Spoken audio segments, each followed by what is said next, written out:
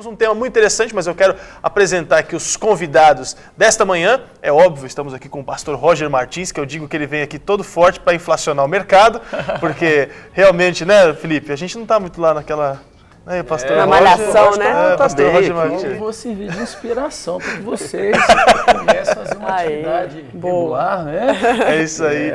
Nosso querido Billy Lima, parceiro aqui do nosso programa. Billy Lima, muito obrigado, Billy, pela participação. Eu que agradeço mais uma pela vez. Presença, viu?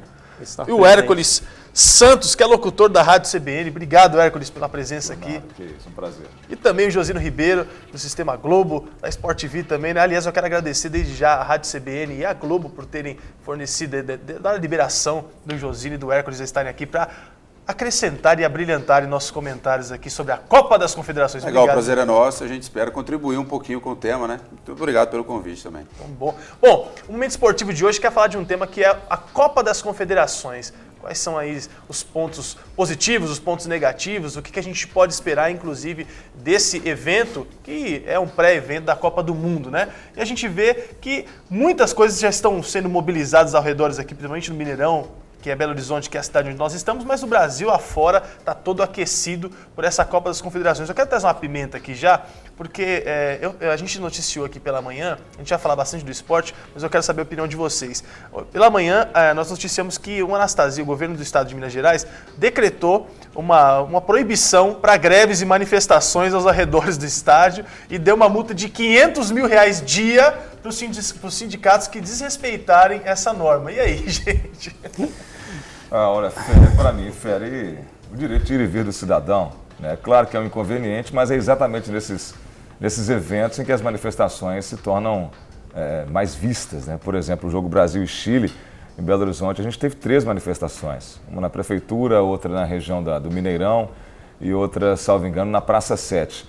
Se o movimento quer visibilidade, se é de direito, se é permitido que se faça isso, não há por que proibir, né? Não é um direito do cidadão que se faça e que, dentro do possível, o cidadão seja atendido nas necessidades dele, que a verdade é que o cidadão está em prejuízo em relação a isso. Eu acho que é preciso tomar um certo cuidado do que é essa manifestação e como que ela vai ser feita. Você vê que o Brasil e Goiânia, por exemplo, treinando, e Goiânia-Brasília, aí prepararam manifestação, o Brasil iria de ônibus, aí mudaram rapidamente a estratégia para ir de avião, para não passar por esse constrangimento. Então, o que é a manifestação? Porque o que a gente viu um deputado no Rio promovendo lá fogos, né, durante a madrugada, porque o hotel que ele mora ao lado usava um gerador, esse gerador estava atrapalhando, mas esse gerador já atrapalhava há muito tempo. Aí ele aproveita, porque tem a mídia do mundo inteiro, para poder fazer aquela manifestação. Então a gente tem que tomar cuidado com o que é isso. Se for uma manifestação do cidadão, uma coisa legítima, para direitos humanos e algo que o valha, aí sim, eu apoio. Agora, legislar em causa própria também não dá, né, José? Tem um mês lá com problema. Aí o cara usa exatamente quando a mídia do mundo inteiro, tá atrapalhando meu sono. Mas não atrapalhou ontem, antes de ontem. Não dá, né? Também, tem 5 dias piada. que a gente está tendo manifestações em São Paulo, no Rio de Janeiro, algumas até violentas. Exato. Então, com violência a gente não chega em lugar nenhum, não adianta. Manifestação é uma coisa, você correr atrás do seu direito é uma coisa. Agora, quebrar vidraçaria de vidro de banco, derrubar, virar carro, virar ônibus, guarita de polícia, isso é outra coisa completamente diferente. E interessante que, da mesma forma que o país se utiliza desses grandes eventos para poder divulgar o seu país para o mundo, essa forma é utilizada pelos sindicatos, pelos grupos que gostam de promover esse tipo de manifestações. É claro que é legítimo, como o Hércules disse, mas sem a violência, no caso que nós acabamos assistindo ontem em São Paulo, Rio de Janeiro, onde até jornalistas foram agredidos, né, em trocas com a polícia, né? Então 7 jornalistas, inclusive 2 uma moça de borracha no olho. Então isso é complicado, porque dependendo da distância que a pessoa leva um tiro desse, mesmo sendo de borracha, ela pode ter uma sequela pro resto da vida. No caso do olho, perder uma violência visão, não, né, pastor? Com certeza. Eu concordo com o governador. Eu acho que o Brasil está se preparando para um grande evento mundial. E, como todos disseram, há também muita questão dos oportunistas também, que querem, nesse momento, vir e reivindicar. Então, eu acho, para nós apresentarmos bem o Brasil em todas as esferas, eu acho que o momento tem que ter essa intervenção aí, política e do Estado para que coíba isso. E parece até alguma coisa antidemocracia, né? Você criar uma lei que proíbe esse tipo de manifestações. Na verdade né? Na verdade mas realmente eu tenho esse lado também. É um evento desse porte, a gente recebendo pessoas de todo o país. Não é que a gente queira maquiar nada, mas a gente desejo que esses eventos aconteçam sem nenhum tipo de obstáculo, nenhum tipo de problema, porque a gente sabe que é tão difícil você organizar um evento como esse e essas pessoas aí fazendo manifestações para atrapalhar. É claro que a gente acredita que o direito dessas pessoas deve ser respeitado, mas que faça isso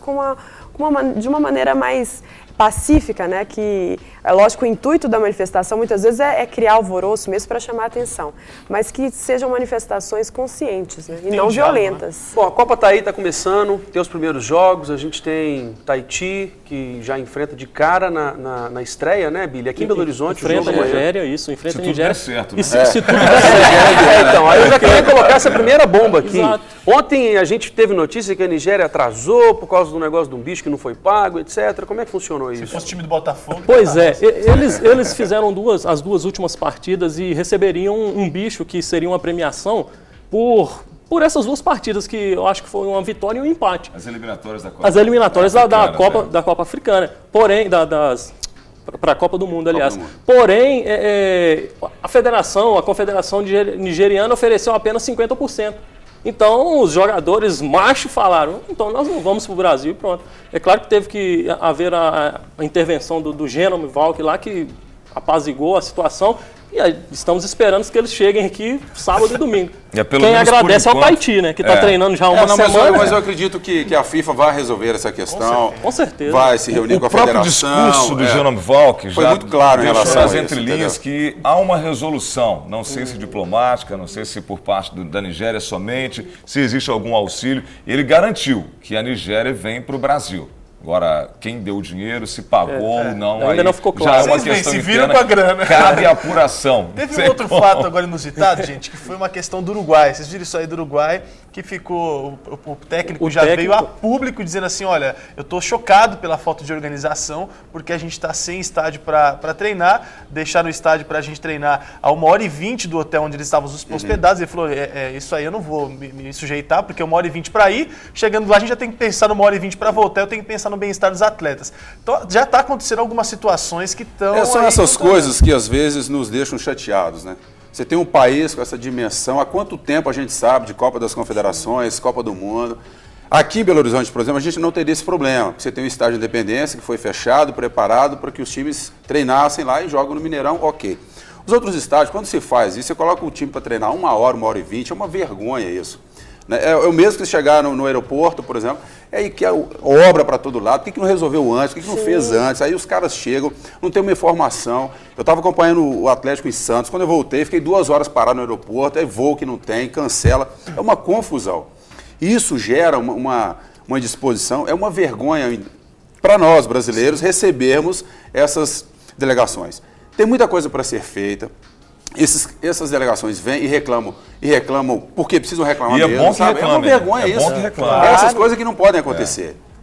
Até porque a Copa das Confederações é o pré-evento oficial para a Copa do Mundo. É agora que tem que se testar o que está errado, que pode dar certo, né? Porque essa situação na Copa do Mundo é inadmissível, não pode acontecer. Historicamente já é inadmissível. E outra, a Itália também, não sei se vocês lembram, reclamaram de não poder treinar no Engenhão. Eles porque queriam treinar no Engenhão. E cogitam até a possibilidade de fazer os treinamentos para a Copa do Mundo aqui em Belo Horizonte, que oferece até campos melhores, como lá no Sesc, os CTs de Atlético Cruzeiro, Belo Independência. Tem pelo menos o Independência, os CTs de Galo, Cruzeiro e América.